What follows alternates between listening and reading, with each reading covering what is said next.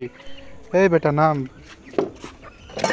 এই এই এই এই এই কত দিলাম রে আল্লাহ।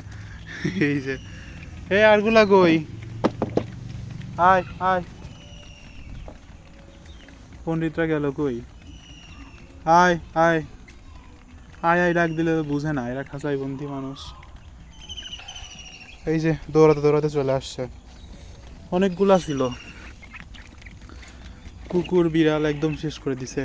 প্রথম প্রথম ঠান্ডায় মারা গেছে।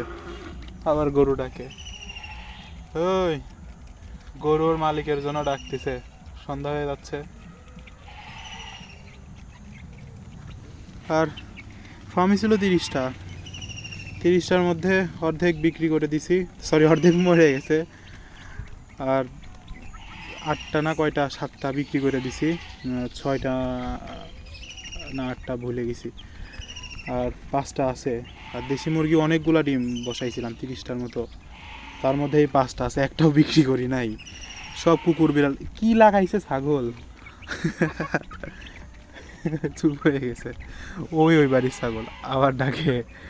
আর দেশি মুরগি এই 5টা আছে।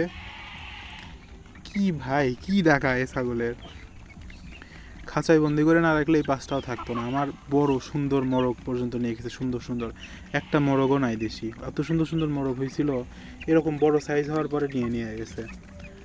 তো এই জন্য এখন খাঁচা থেকে বেরি করি না। এখন ওরা লাফালাফি করে খাঁচার মুখটা খুলছে, খুলে দেখি এক একাই বের হচ্ছে। আমি ভয়ে বের হয়ে আসছি যে